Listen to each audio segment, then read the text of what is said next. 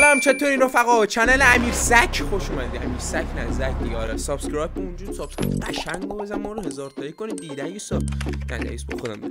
خب بریم برای شروع این ویدیو شروور که من نمیدونم چی قراره ببینم. در واقع اینا رو باربود بر من فرستادین. نیک منیجر دوستم نه منیجر. آره باربود.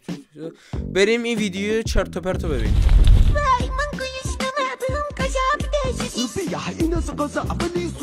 سوسیس کرم از خودت شهاب کرم از خودت ببرم. شهاب کرم تو میجوشه، فوران میکنه. شهاب سوسیس اینه. خدایا یا شهاب بره مسجد نماز بخونه یا به من 200 میلیارد پول بده. بریم بعدی رو ببینیم بابا، بریم بعدی رو ببینیم.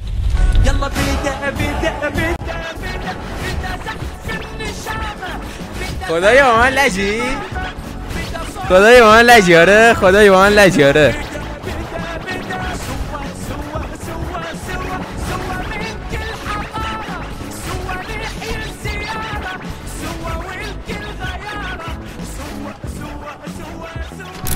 این که رفت مسجد هم نه من کجایی؟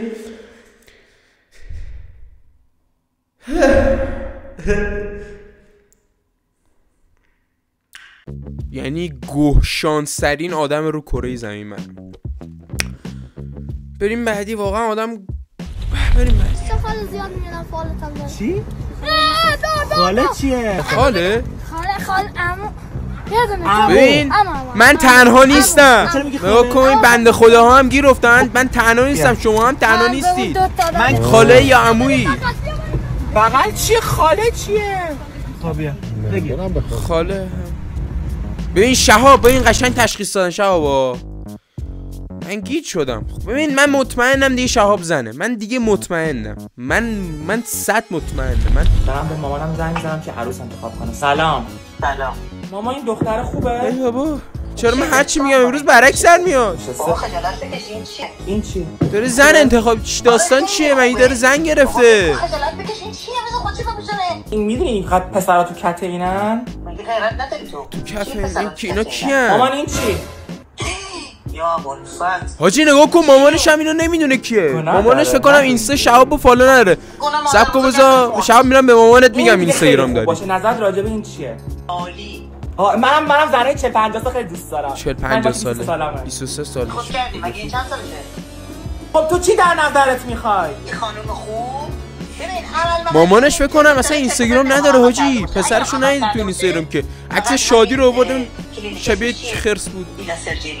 اوکی کلو صورتو لیفت کن قشنگ معتبر. حاجی پشمام حاجی، من اصلا باورم نمیشه. بریم بعدی ببینیم. بکش بالا. بکش بالا. چون نمیره بالا؟ او به اونجا چسبه تنگ شده. یه ساعت پوست کوچیک‌ترش بیار. چرا داره لباس عروس داماد داره میخره؟ داستان چیه؟ چرا من نمیدونم؟ سفید بپوشه. مثلا مامانمو با ناموسم نکنه مرد شد یه دفعه حرف من اشتباه در من یوتیوب نمیخوام خداحافظی کنم. دیوس خودمو میگم. همه حال کنن زنمو ببینن. شهاب این خانومی که میخوای باهاش ازدواج کنی بدنش فرم داره یا نه؟ خوشش فرم داره؟ چون که لاغره وقتی من هفته دیگه عروسی مونه. الان به تیغ نکنه ایران کی آزاد شد؟ نقاهت دارو نمیدونم چی.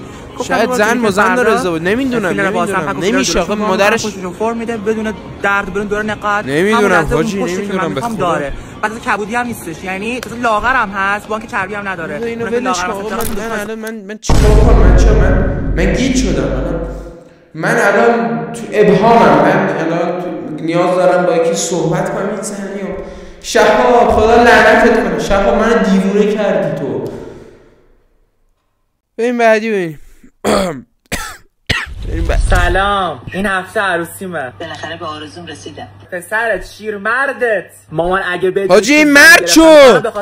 حاجی من نمیخوام یوتیوب برم. چیه داسته؟ چرا همه چی برعکس؟ به خدا من نمیدونم. اینا همه رو باربود فرستاده حاجی. من اینا هماهنگ شده نیستا. آره جون همم. آره هماهنگ شده نیست. اضافه می‌کنی. اضافه می‌کنی. عادی مخلوط میریزیم، همه چی میریزیم توش. کثیفی‌ها رو میبریم بیرون. الان تو داری میری زن بگیری، بعد چرا آشپزی میکنی؟ جای زن و مرد کی عوض شده؟ جی من عقبم دنیا. بدون روغن تفت بدینا.